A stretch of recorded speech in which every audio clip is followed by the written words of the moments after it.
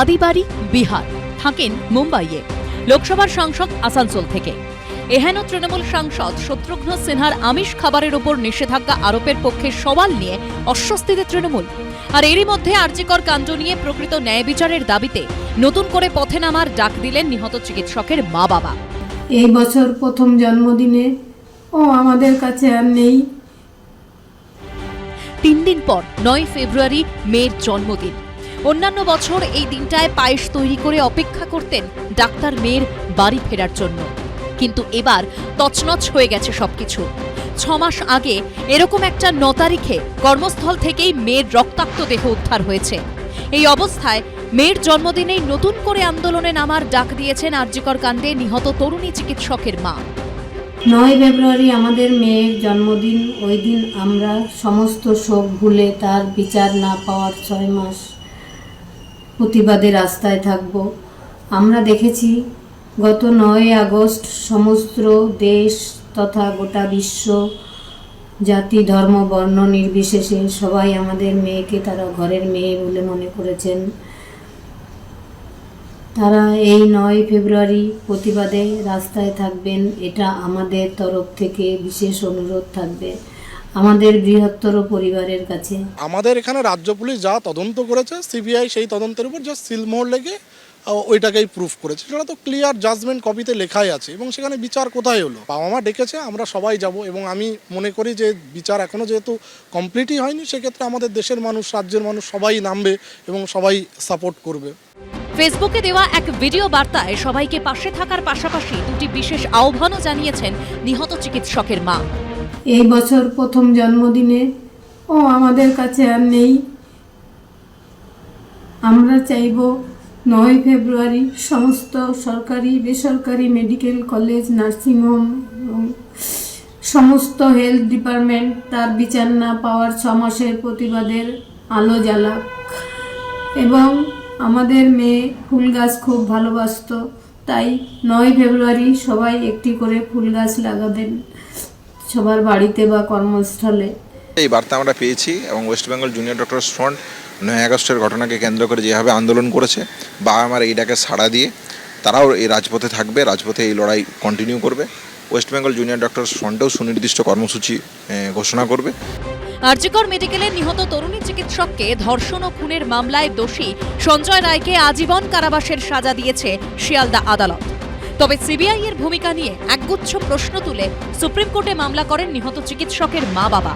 সেই মামলা হাইকোর্টে ফেরানোর আর্জি জানিয়ে মঙ্গলবার সুপ্রিম কোর্টের প্রধান বিচারপতির বেঞ্চের দৃষ্টি আকর্ষণ করেছেন নিহত চিকিৎসকের পরিবারের আইনজীবী। এই অবস্থায় নিহতের মার মুখে শোনা গেছে শোক ভুলে চোয়াল শক্ত করে বিচার ছিনিয়ে আনার প্রত্যয়। বিগত প্রায় 6 মাস ধরে আমরা যে আরজিকর আন্দোলনের সঙ্গে যুক্ত, আমরা সেই হতভাগ্য মা বাবা। আমাদের একমাত্র সন্তানকে গত বছর 9 আগস্ট হারিয়ে ফেলেছি। আমরা হারিয়েছি তার সমস্ত স্বপ্ন, তার সমস্ত পরিশ্রম করার সমস্ত কিছু। আমরা ভেঙে পড়ব না, হতাশ হব না এবং শেষ রক্তবিন্দু দিয়ে লড়াই করব মেয়ের বিচার ছিনিয়ে আনার জন্য, যতদিন না বিচার পাব।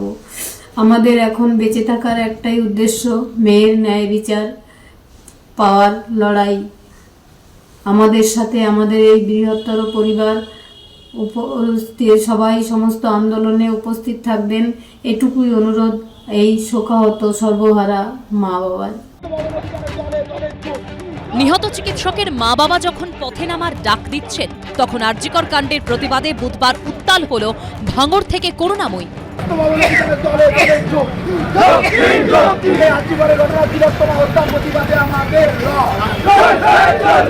বচসা থেকে ধস্তাধস্তি, লাঠিচার্জ, ব্যাপক ধরপাকড়। আরজিকর কাণ্ডের প্রতিবাদে জমি জীবিকা বাস্তুতন্ত্র ও পরিবেশ রক্ষা কমিটির স্বাস্থ্য ভবন অভিযান ঘিরে তুলকালা। ভাঙড়ের শ্যামনগরে মিছিল আটকালে ধুমধুমার পরিস্থিতি তৈরি হল।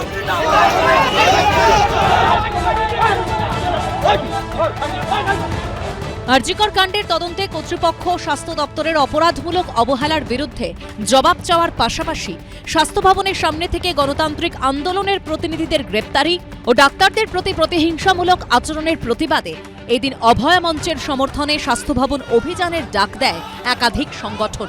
দুপুর 2টোয় করুণাময়ীতে মিছিল শুরু হওয়ার কথা ছিল, শুরুতেই মিছিল আটকে দেয় পুলিশ। এই করুণাময় মোড় থেকে যে মিছিল যাওয়ার কথা ছিল স্বাস্থ্য ভবনে, যার জন্য বিশাল পুলিশি বন্দোবস্ত করা হয় করুণাময়ী মোড় এবং তার পাশাপাশি স্বাস্থ্য ভবন চত্বরকে একেবারে নিষিদ্ধ নিরাপত্তায় মুড়ে ফেলা হয়েছে।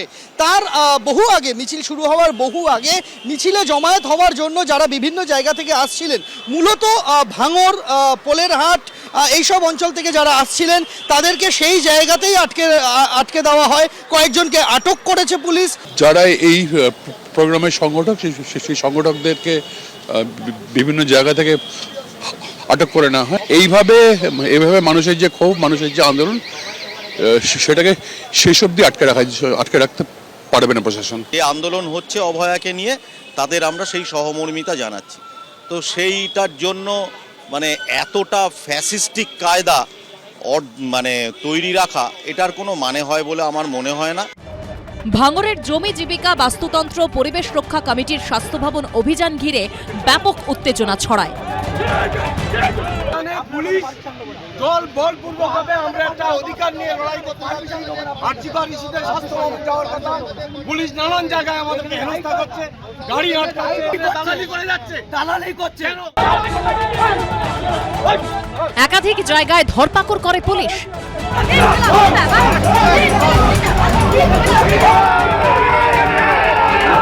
টেনে হিচড়ে তোলা হয় প্রিজন ভ্যানে।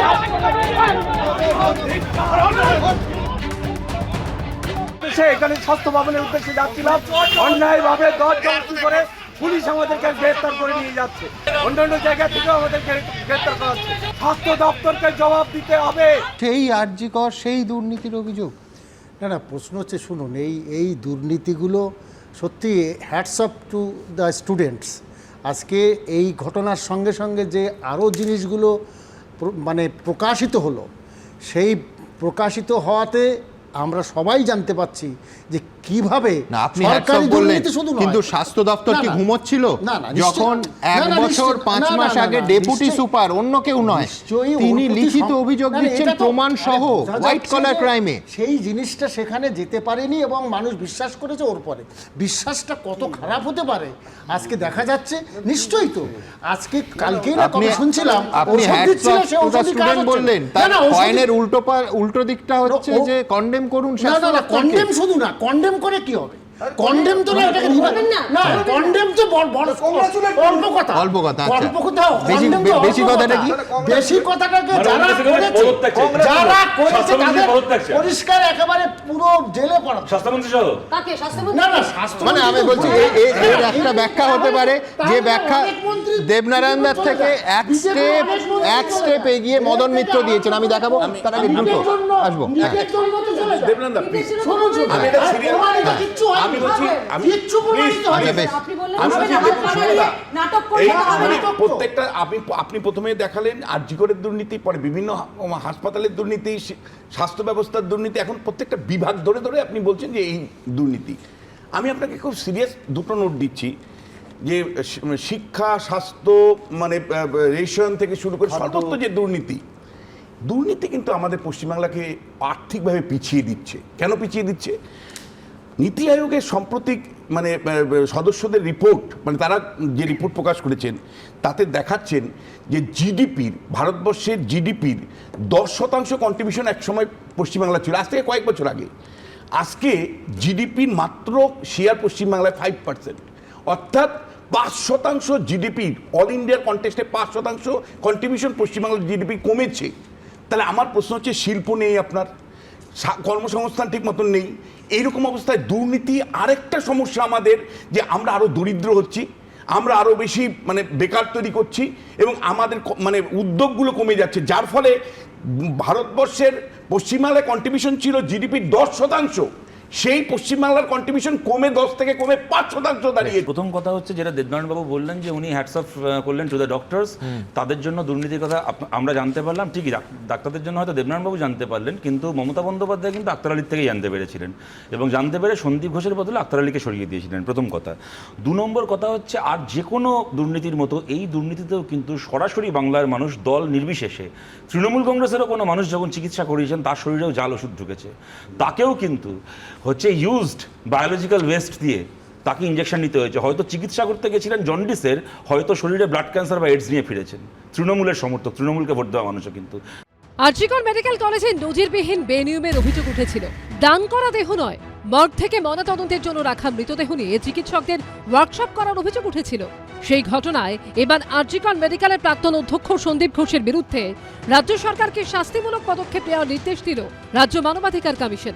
সেই সঙ্গে শাস্তিমূলক ব্যবস্থা নিতে বলা হয়েছে আরজিকর মেডিকেলের ফরেনসিক মেডিসিন বিভাগের প্রাক্তন প্রধান প্রবীর চক্রবর্তী এবং ইএনটি বিভাগের প্রাক্তন প্রধান ইন্দ্রনাথ কুণ্ডুর বিরুদ্ধেও।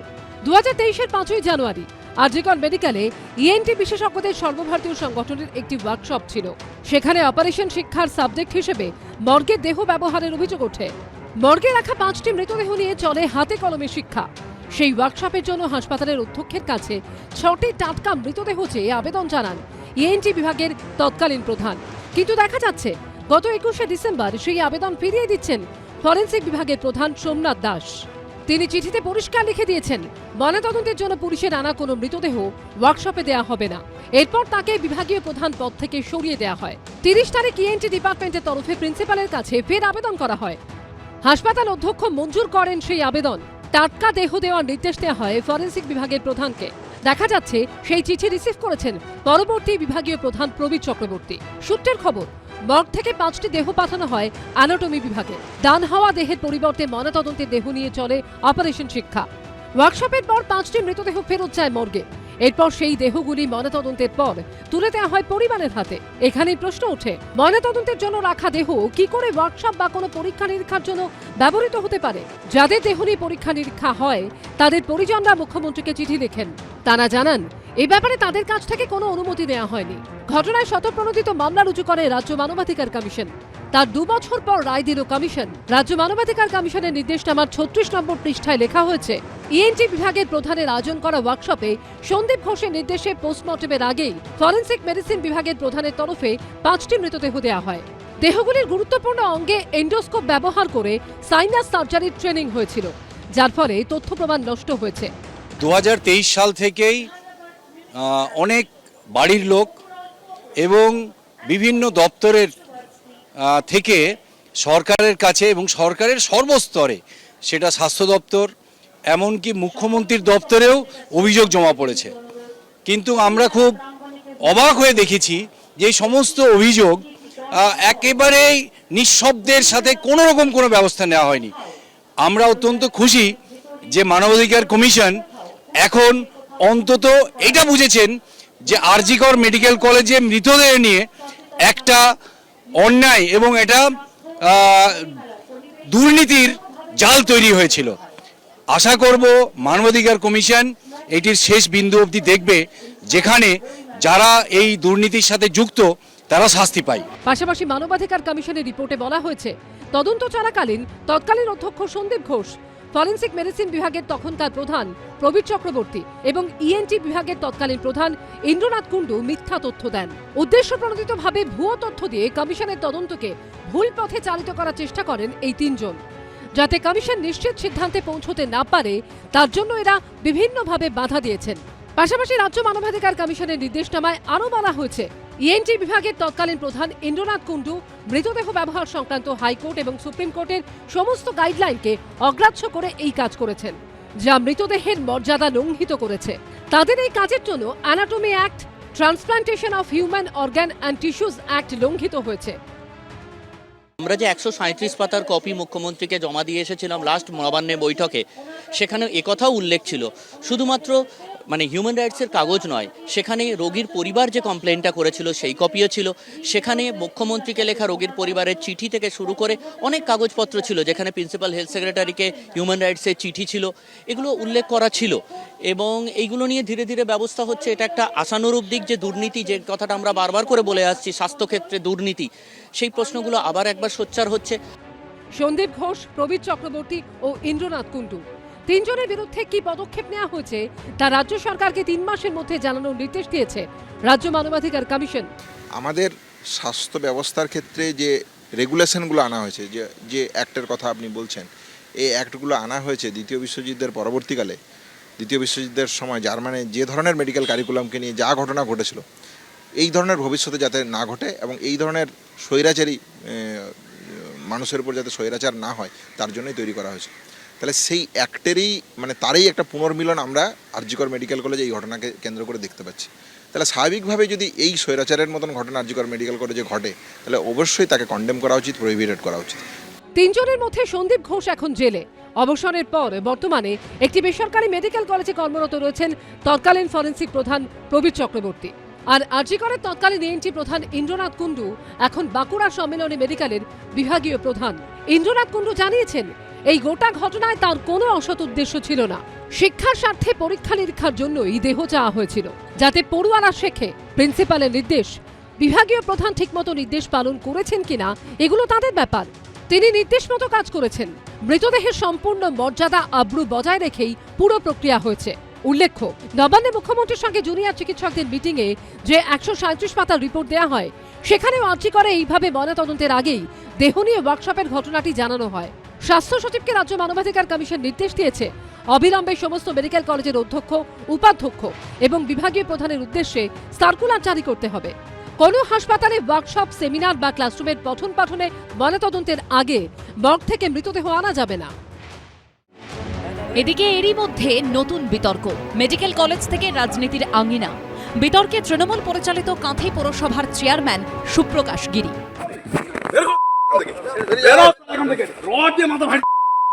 প্রকাশ্যে হুমকি দিচ্ছেন তৃণমূল পরিচালিত কাঁথি পৌরসভার চেয়ারম্যান ও রাজ্যের প্রাক্তন কারামন্ত্রী অখিল গিরির ছেলে সুপ্রকাশ গিরি। আর ভাইরাল এই ভিডিও ঘিরেই শুরু হয়েছে বিতর্ক। তোমার জায়গা না, কেন দাঁড়িয়েছো কেন? বেরো। এটা সর্বসাধারণ জায়গা নয়। আপনি যদি দাঁড়াতে পারেন, তোমার জায়গা নয় এটা। আপনি যদি দাঁড়াতে পারেন, আমিও দাঁড়াতে পারি। কেন? কেন মানে? তুমি দাঁড়াতে পারো? একে তো ফাটিয়ে দিতে মনে হচ্ছে একদম। কথাবার্তা ঠিক করে বলো। বেরো। বেরো। স্থানীয় সূত্রে দাবি, সরকারি জমি দখলের অভিযোগ ঘিরে ঘটনার সূত্রপাত। কাঁথি পৌরসভার 14 নম্বর ওয়ার্ডের বাসিন্দা গোড়াচাঁদ পাত্র। তার বিরুদ্ধে অভিযোগ, দীর্ঘদিন ধরে পুরসভার জমি দখল করে রেখেছেন তিনি। জমি মাপঝোঁক করতে গিয়ে বারবার বাধার মুখে পড়তে হয়েছে পুরসভার আধিকারিকদের। পাড়ার সবাই একটা মাপ করেছে, খাওয়ার মাপ সবাই জুড়ে, এগুলা সবাই জুড়ে তারা গাছপালা লাগিয়েছে, সবাই করেছে। পুকুরে মাছ উনি ছেড়েছেন নিজে, পৌরসভার পুকুর সবাই মিলে ছেড়েছে, সবাইও তারাই সবাই খায়। এটা কতদিন ধরে আপনার ছেলে রেখেছে? এটা কতদিন ধরে, কয়েক বছর হয়ে গেল আমার মনে নেই। এই পরিস্থিতিতে সম্প্রতি সেই জমি দখলমুক্ত করতে গিয়ে এই ব্যক্তির সঙ্গে বচসায় জড়িয়ে পড়েন কাঁথি পুরসভার চেয়ারম্যান। ভাইরাল ভিডিওতে দেখা যাচ্ছে এই ব্যক্তিকে গালিগালাজ ও হুমকি দিচ্ছেন সুপ্রকাশ গিরি। তেড়ে যাচ্ছেন ওই ব্যক্তির দিকে।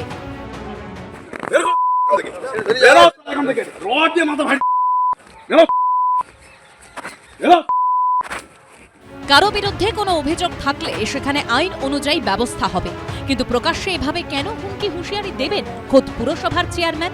এই প্রশ্ন তুলেছে বিরোধীরা। সমস্যা থাকলে আইনগত ব্যবস্থা হবে, কিন্তু যখন প্রশাসনিক ব্যক্তি নিজেই সেই দায়িত্ব, সেই আইন যখন পৌরসভার কতটুকুন এখতিয়ার আর কতটুকুন ক্ষমতা, সেই ক্ষমতাই থাকা উচিত। এখন প্রশাসনিক ব্যক্তি যদি তিনি নিজেই যদি পুলিশ প্রশাসনের ভূমিকা নিয়ে নেন, তিনি নিজেই যদি একজনের উপরে আক্রমণ করতে চলে যান, তো এটা তাহলে কি বোঝা যাচ্ছে? সাফাইয়ের সুর শোনা গেছে সুপ্রকাশ গিরির গলায়। জুন মাস থেকে তাকে নোটিশ করা হয়েছে এবং 7 বার চিঠি দেওয়ার পরে এই চিঠির কোনো হিয়ারিংয়ে থেকে আসতো না। 3বার মাপের জন্য চিঠি করা হয়েছিল, যতবার মাপ করতে গেছে পৌরসভার লোককে ফিরিয়ে দিয়েছে। তো আমি যখন পৌঁছই তখন আমাকে প্রথম অকথ্য ভাষায় গালিগালাজ, এবং দেখে নেব এই চেয়ারম্যান আমার কিছু করতে পারবে না, আরও অশ্লীল ভাষা। শুধু সুপ্রকাশ গিরি নয়, এর আগে একাধিকবার বিতর্কে জড়িয়েছে তার বাবা অখিল গিরিও, যিনি তৃণমূলের বিধায়ক ও রাজ্যের প্রাক্তন কারামন্ত্রী। 2022 সালে বিরোধী দলনেতা শুভেন্দু অধিকারীকে আক্রমণ করতে গিয়ে দেশের প্রথম আদিবাসী রাষ্ট্রপতি সম্পর্কে কুরুচিকর মন্তব্য করেছিলেন রামনগরের তৃণমূল বিধায়ক অখিল গিরি। দেখতে ভালো নয়,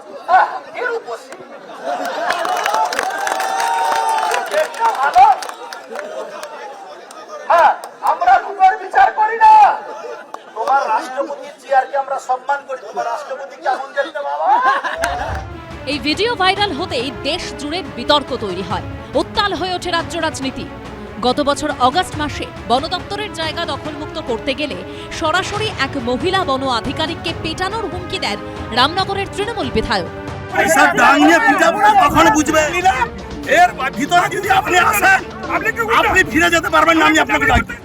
শেষ পর্যন্ত দলের শীর্ষ নেতৃত্বের চাপে কারামন্ত্রীর পদ থেকে পদত্যাগ করতে বাধ্য হন অখিল গিরি।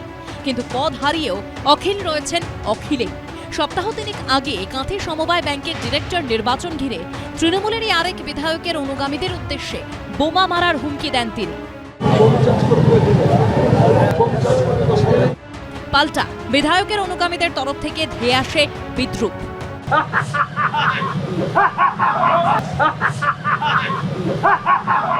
ফের বোমা মারার হুমকি দেন রামনগরের বিধায়ক।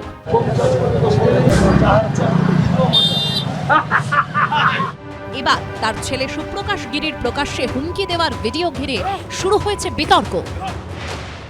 একজন প্রাক্তন ক্যাবিনেট মন্ত্রী, আর কি নিয়ে এই বিবাদটা, যে সমবায় নির্বাচনে বোর্ড দখল নিয়ে। আমি খানিকক্ষণ আগে গ্রাম পঞ্চায়েতের কথা বলছিলাম, সেখানে 5 কোটি আসে। আমি বলছি গ্রাম পঞ্চায়েত না, পঞ্চায়েত সমিতি নয়, বিধানসভা লোকসভা বাদ দিলাম, পুরসভাও নয়, একটা বোর্ড গঠনের জন্য দলের অন্য গোষ্ঠীকে বলছেন যে বোম চার্জ করে দেব। ভাবুন একজন মন্ত্রী, তার দিকে কিভাবে মানুষ চোর চোর বলে স্লোগান দিচ্ছে। প্রাক্তন মন্ত্রী তিনি বোম মারার হুমকি দিচ্ছেন। একটা আমাদের রাজ্যের অবস্থাটা একটু ভাবুন। সত্যি সিপিএম আমলে অনেক গোলমাল হয়েছে, তার আগে 72 আমরা দেখেছি, সেই সময় অতি বামদের ওপর অত্যাচারের খবর আমরা শুনেছি, কিন্তু রাজনীতিটা তৃণমূল কংগ্রেস যে জায়গায় এনে নামিয়ে দিয়েছে মোটের ওপর, তাতে এরপর হবে কি, তৃণমূল কংগ্রেস তলায় ট্যাগলাইন জন্মিলে মরিতে হবে। যে জায়গাটায় তৃণমূল কংগ্রেস পৌঁছে দিয়েছে, সেই জায়গাটা এমন একটা পরিস্থিতি যে মুখ্যমন্ত্রী স্বচ্ছতার কথা বলছেন বিরোধী নেত্রী হিসেবে, কোনো রকম দায় দায়িত্বের ব্যাপারই নেই। একজন তৃণমূল কংগ্রেসের বিধায়ক মোহাম্মদ আব্দুল গনি, তিনি বলছেন জাকির শেখের কথা। তৃণমূল কংগ্রেসের মঞ্চ বাঁধাটা বন্ধ করতে হবে রাহুলদা, কারণ তৃণমূল কংগ্রেস মঞ্চ বাঁধলেই সিপিএম, বিজেপি আর কংগ্রেস থেকে লোক গিয়ে যোগ দিচ্ছে। এই খুনোখুনি তো তৃণমূলের কেউ করছে না, সিপিএম, কংগ্রেস এবং বিজেপির লোকরা করছে।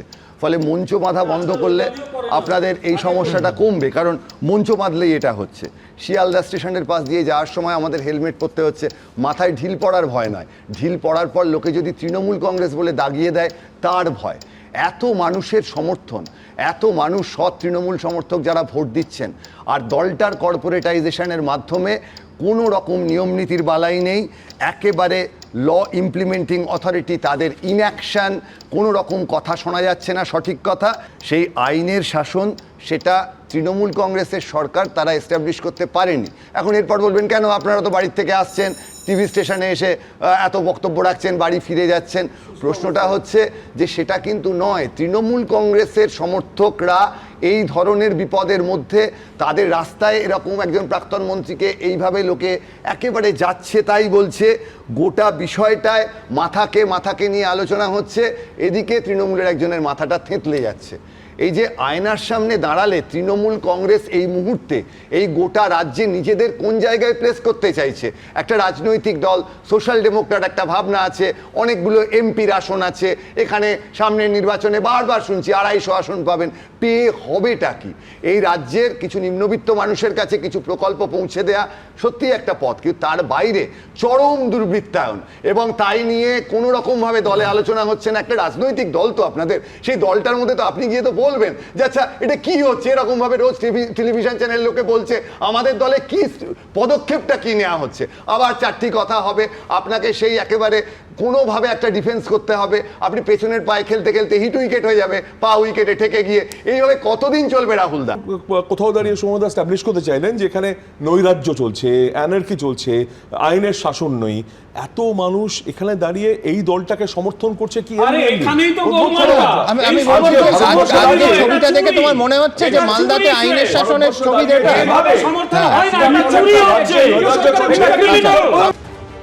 কাঁথি পৌরসভার চেয়ারম্যানের বিতর্কিত ভাইরাল ভিডিও ঘিরে যখন উত্তপ্ত রাজনীতি, তার মধ্যেই কলকাতা ও আশপাশের একাধিক এলাকায় হেলেপাড়া বহুতল নিয়েও বিতর্ক চলছে।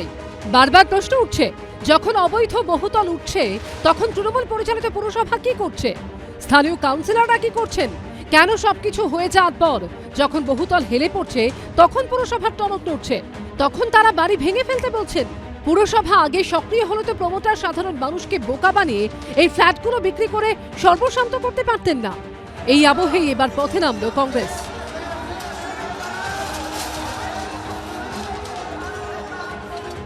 বছরখানেক আগে গার্ডেন রিচের পাহাড়পুরে নির্মীয়মান বহুতল কেড়েছিল 12 জনের প্রাণ, কিন্তু তারপরেও যে পরিস্থিতি খুব একটা বদলায়নি তার প্রমাণ দক্ষিণের বাঘাযতীন থেকে উত্তরের লেকটাউন, একের পর এক বিপজ্জনক বহুতলের ছবি। এরই মধ্যে আবার বুধবার বড়বাজারে এসি মার্কেটের কাছে ভেঙে পড়েছে শতবর্ষ প্রাচীন একটি বাড়ির একাংশ। পরপর এই ঘটনায় কলকাতা পুরসভার ভূমিকা নিয়ে প্রশ্ন তুলে বিক্ষোভ দেখালো প্রদেশ কংগ্রেস।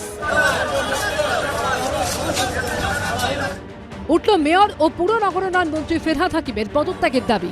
কলকাতা পুরসভার সামনে হাত শিবিরের প্রতিবাদ ঘিরে কার্যত রণক্ষেত্র হয়ে উঠল ধর্মতলা চত্বর। কংগ্রেস কর্মীদের ব্যারিকেড ভাঙা থেকে পাল্টা পুলিশের লাঠিচার্জ, বাদ গেল না কিছুই।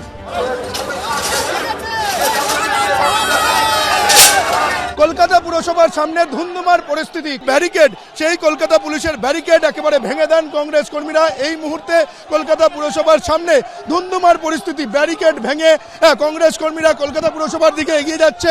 সেই মুহূর্তে দেখতে পাওয়া যাচ্ছে কলকাতা পুলিশের সঙ্গে কংগ্রেস কর্মীদের ধস্তাধস্তি হচ্ছে, ধরপাকড় চলছে। এখানে কংগ্রেস কর্মীদের ধরপাকড় করছেন কলকাতা পুলিশ। কলকাতা পুরসভায় ব্যাপক দুর্নীতি হচ্ছে এই স্লোগান তুলে এবং কলকাতার দিকে দিকে যে বহুতল হেলে যাচ্ছে তারই প্রতিবাদে আজকের এই প্রতিবাদ মিছিল দেখতে পাওয়া যাচ্ছে।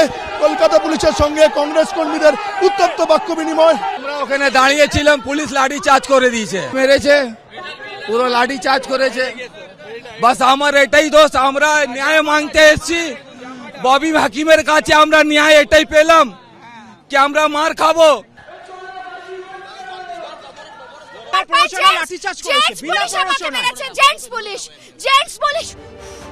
অভিযোগ, কলকাতা পুরসভার বিল্ডিং বিভাগের একাংশের মদতে নির্মাণ আইনকে বুড়ো আঙুল দেখিয়ে একের পর এক বহুতল তৈরি করছেন অসাধু প্রমোটাররা।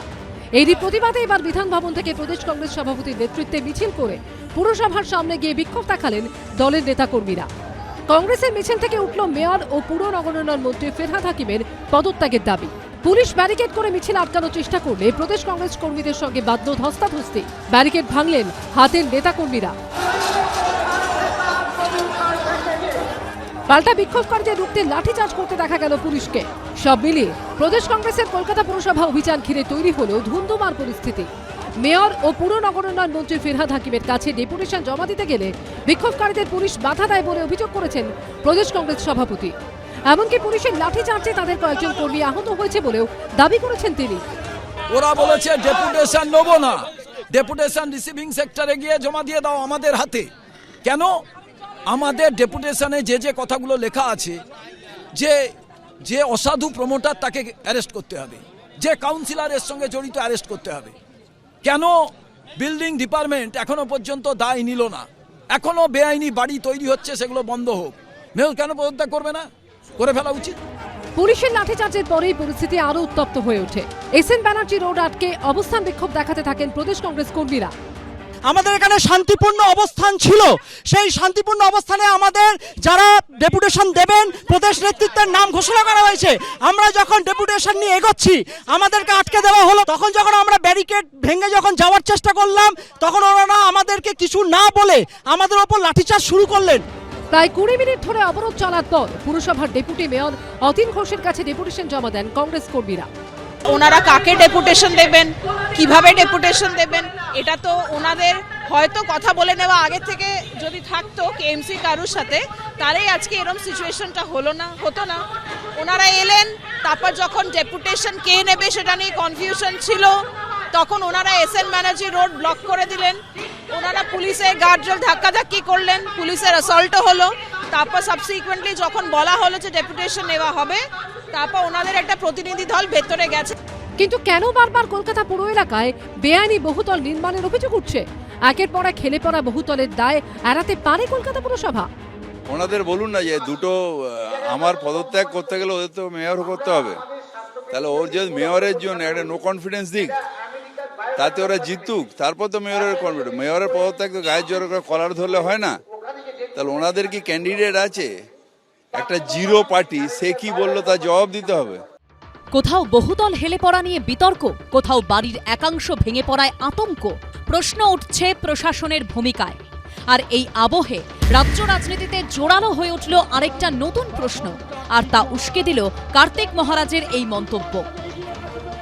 কোন দিদি, কোন দাদা আপনাকে রক্ষা করবে না, নিজেকে নিজে রক্ষা করুন, হিন্দুত্বের পর প্রতিষ্ঠা করুন, চরিত্রের পরিবর্তন করুন, তবেই আপনি হিন্দু সংগঠনের সঙ্গে যুক্ত হতে পারবেন। কুলপিতে হিন্দু সুরক্ষা সমিতির ডাকে ধর্ম সম্মেলন, মঞ্চে উপস্থিত শুভেন্দু অধিকারী। তার সামনেই বেলডাঙ্গার ভারত সেবাশ্রম সংঘের প্রধান কার্তিক মহারাজের গলায় শোনা গেল এই বার্তা।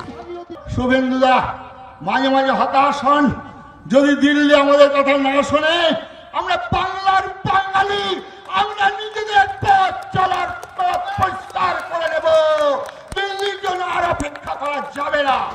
আর সম্প্রতি কেন্দ্রীয় সরকারের তরফে পদ্মশ্রী প্রাপক কার্তিক মহারাজের এই মন্তব্যের পরই রাজনৈতিক মহলে প্রশ্ন উঠছে, শুভেন্দু অধিকারী কি সত্যিই হতাশ? হতাশ হলে কেন? দিল্লি কোন কথা শুনছে না? দিল্লি কার কথা শুনছে না? দিল্লি শব্দের অর্থটা এখানে হচ্ছে যে বাংলা চিরকাল বাঙালি মাথা উঁচু করে থাকে। এখন এই সংকটকালে আমরা সমাজ চাইছি যে আমরা সবাই একতাবদ্ধ হয়ে কাজ করব। হয়তো তারা তাদের বৃহত্তর স্বার্থে বৃহত্তর চিন্তা ভাবনা করছে, বাংলার হিন্দু, বাংলাদেশের হিন্দুদের স্বার্থে আমাদের ঐক্যবদ্ধ হয়ে আমরা লড়াই করব। দিল্লি যদি সাথে না আসে। বাংলা কি আলাদা? আপনি একটা ইঙ্গিত দিলেন যে বাংলা আলাদাভাবে পথ চলবে, আলাদাভাবে বাংলা চিন্তা ভাবনা করতে হবে। আমরা সাধু সন্ন্যাসী যারা রয়েছেন তারা চিন্তা ভাবনা করবেন। শুভেন্দু অধিকারীর উপস্থিতিতে কার্তিক মহারাজের এই মন্তব্য নিয়ে জল্পনার পারদ চড়তে শুরু করেছে। প্রশ্ন উঠছে, শুভেন্দু অধিকারীর উপস্থিতিতেই তিনি এই কথা বললেন কেন? শুভেন্দু অধিকারীর মনের কথাই কি কৌশলে বলে দিলেন বেলডাঙ্গার ভারত সেবাশ্রম সংঘের প্রধান? বিজেপিতে বিক্ষুব্ধ বিজেপি আছে জানি, কিন্তু বিজেপির মধ্যে আবার বিক্ষুব্ধ পদ্মশ্রী আছে, সেটা আজকে জানা গেল। স্বামী প্রদীপ্তানন্দজি পশ্চিমবঙ্গের হিন্দু সমাজের একটি অন্যতম মুখ। মুর্শিদাবাদের মতো জায়গা থেকে তিনি লড়াই করে তার সম্মান, তার মর্যাদা রেখে সারা পশ্চিমবঙ্গে ভ্রমণ করছেন সনাতনী হিন্দু বাঙালিকে জাগানোর জন্য। তাই সনাতনী হিন্দু বাঙালিকে জাগানোর এই কর্মযজ্ঞে ভারতীয় জনতা পার্টি যারা মনে করে এই অপশাসন পাপকে দূর করতে হবে, আমরা তার পক্ষে রয়েছি। কিন্তু তার যে বক্তব্য, তার যে বক্তব্যের আঙ্গিক, তা আমি অন্তত পক্ষে শুনিনি, তাই এ নিয়ে কোনো টিপ্পণী করতে পারবো না। সম্প্রতি কার্তিক মহারাজকে পদ্মশ্রীর জন্য মনোনীত করেছে মোদী সরকার। সেই প্রসঙ্গ টেনে কটাক্ষ ছুড়ে দিয়েছে সিপিএম। পদ্মশ্রী পেয়ে শক্তিশালী হয়েছেন কার্তিক মহারাজ। দিল্লির নেতাদের তিনি বলেছেন তারা পশ্চিমবাংলার দিকে তাকায় না। ভুল বলছেন। দিল্লির নেতারা পশ্চিমবাংলার দিকে তাকিয়ে আছে বলেই অভয়া বিচার পাচ্ছে না। সিবিআই রিপোর্ট সেই রিপোর্টটাই দিয়েছে যেটা প্রধানমন্ত্রী চেয়েছেন, যেটা মুখ্যমন্ত্রীকে খুশি করতে পারে। দিল্লি একদম রাজ্যের দিকে তাকিয়ে আছে যাতে দিল্লির পারপাস সার্ভ করতে পারে তৃণমূল। বিজেপি অথবা আরএসএস তার সুবিধা হয় যেন তৃণমূলের জন্য বিজেপিতে থেকে তৃণমূল করা এবং তৃণমূলের থেকে বিজেপি করা, তার জন্য একটা ফিল্ড হিসেবে পশ্চিমবাংলাকে দিল্লির নেতারা ভালো করে দেখছেন। কার্তিক মহারাজ বুঝতে পারছেন না, সেই কারণেই কার্তিক মহারাজকে আপাতত লালিপপ দিয়ে রাখা হয়েছে পদ্মশ্রী, তাহলে এটা পাওয়ার যোগ্যতাও নেই। নানা ইস্যুতে রাজনৈতিক চাপানোতর চলছে, তবে এর পাশাপাশি বহু মানুষের নজর ছিল অষ্টম বিশ্ববঙ্গ বাণিজ্য সম্মেলনের দিকে, যা শুরু হলো বুধবার থেকে। Without employment, our young generation cannot survive. And a stable government is here where there is no mandate lost. Earlier it was everyday strike, crowd, everything. But we stopped all this because of the interest of the industry and the common people.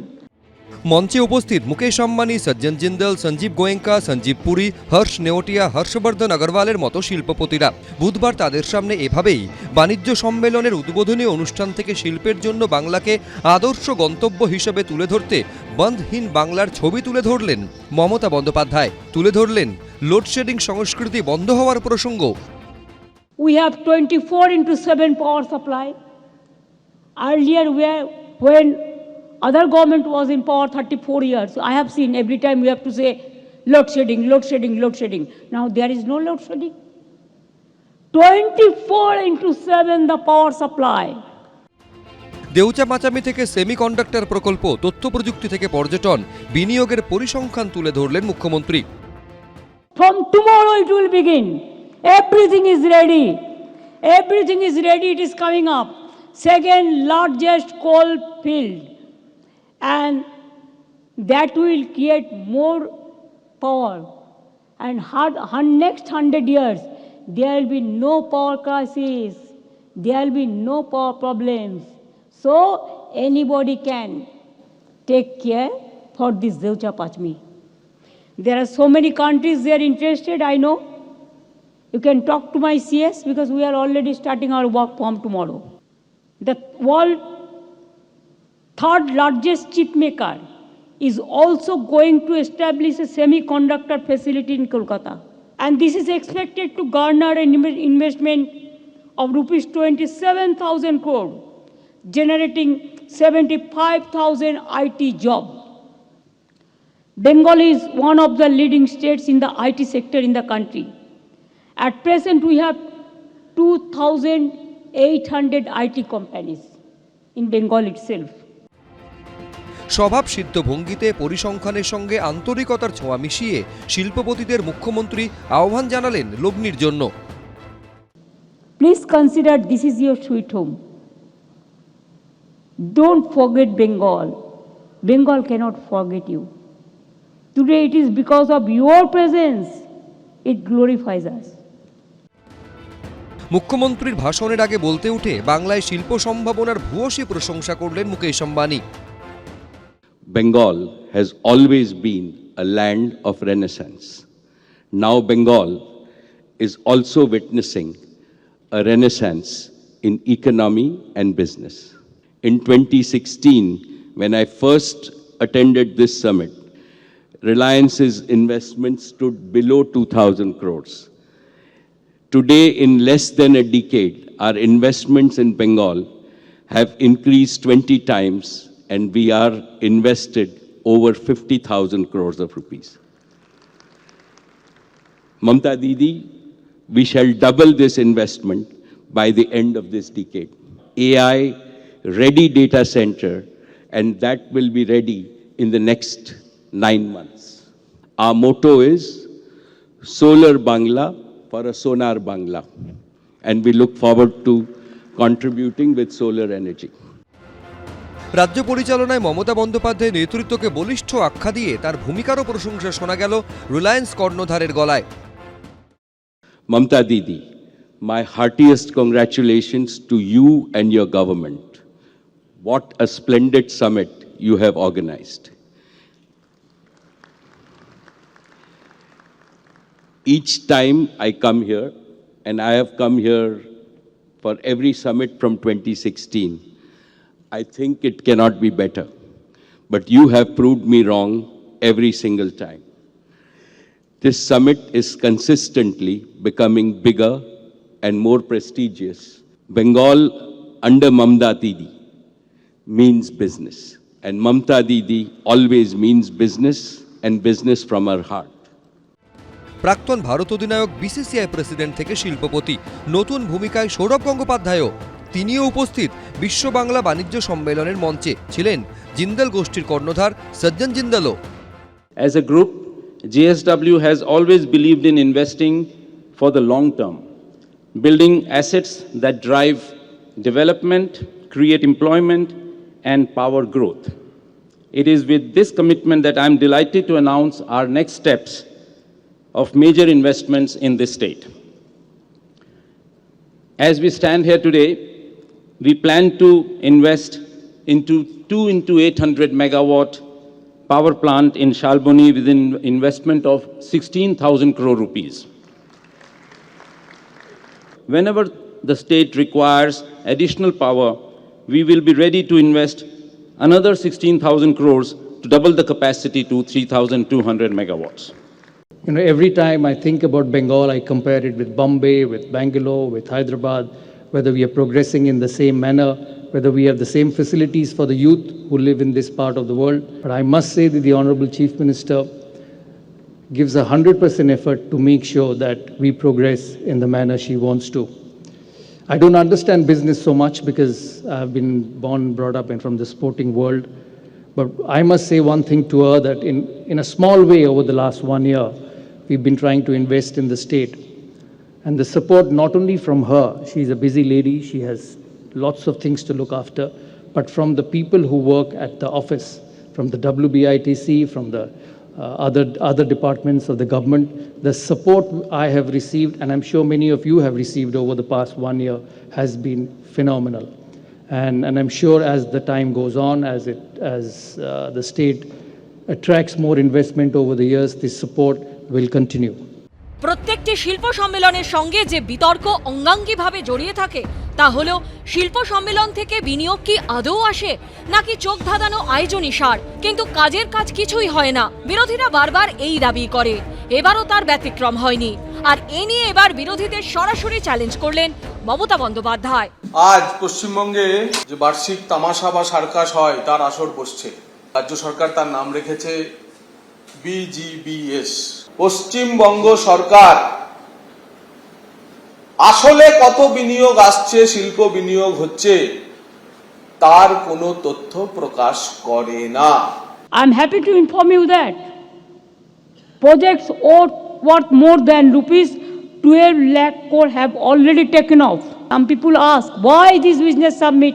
We have to encourage our young generation, student, our future generation to invest more and more and to create the employment. Without employment, our young generation cannot survive, and for them we have to go ahead.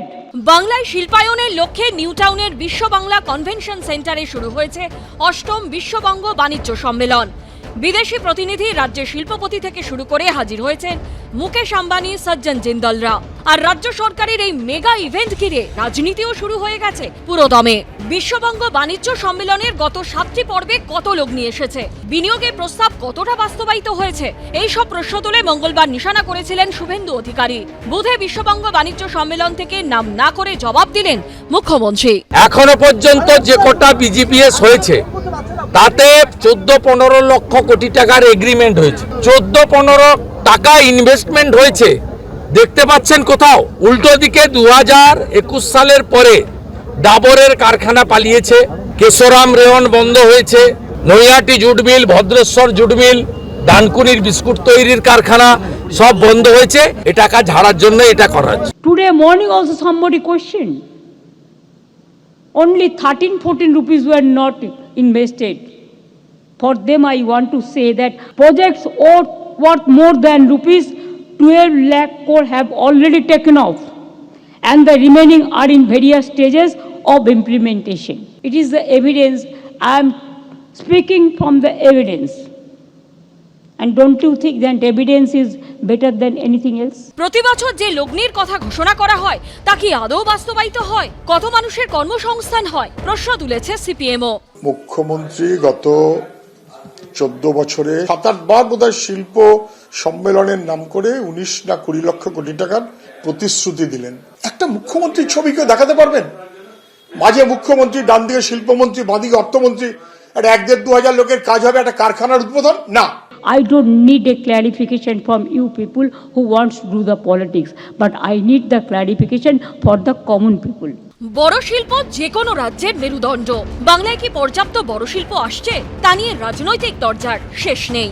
অন্যদিকে দিল্লির ক্ষমতায় কে আসবে তা নিয়ে এখন জোর দরজা। দিল্লি এবার কার? হরিয়ানা মহারাষ্ট্রের পর কি রাজধানীও বিজেপির দখলে, নাকি ফের দেখা যাবে কেজরিওয়ালের কেরামতি? গত দুবার শূন্য পাওয়া কংগ্রেস কি খাতা খুলতে পারবে? তার আভাস পেতে বুধবার ভোট শেষের পর বুথ ফেরত সমীক্ষা চালিয়েছে একাধিক সংস্থা। দেখা যাক কোন সংস্থার সমীক্ষায় কি উঠে এলো।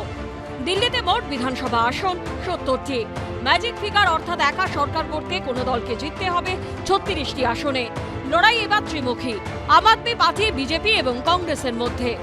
ম্যাট্রিসের বুথ ফেরত সমীক্ষা অনুযায়ী দিল্লির 70টি আসনের মধ্যে আম আদমি পার্টি জিততে পারে 32 থেকে 37টি আসনে। বিজেপির নেতৃত্বাধীন এনডিএ জিততে পারে 35 থেকে 40টি আসনে। কংগ্রেস সর্বোচ্চ একটি আসন পেতে পারে। আবার উইপ্রি সাইটের বুথ ফেরত সমীক্ষায় আভাস আম আদমি পার্টি 46 থেকে 52টি আসন জিতে ক্ষমতা ধরে রাখতে পারে। বিজেপি নেতৃত্বাধীন এনডিএ 18 থেকে 23টি আসন পেতে পারে। কংগ্রেস বড়জোর একটি আসনে জিততে পারে। চাণক্য স্ট্র্যাটেজিসের বুথ ফেরত সমীক্ষায় আভাস ক্ষমতাসীন আম আদমি পার্টি আটকে যেতে পারে 25 থেকে 28টি আসনে। বিজেপি নেতৃত্বাধীন এনডিএ ম্যাজিক ফিগার পেরিয়ে 39 থেকে 44টি আসনে জিততে পারে। কংগ্রেস 2 থেকে 3টি আসন পেতে পারে। এদিকে মাইন্ড ব্রেকের বুথ ফেরত সমীক্ষা বলছে কেজরিওয়ালের দল 44 থেকে 49টি আসনে জিতে ফের ক্ষমতায় আসতে পারে। বিজেপি নেতৃত্বাধীন এনডিএ 21 থেকে 25টি আসনে জিততে পারে। কংগ্রেস সর্বোচ্চ একটি আসনে জিততে পারে।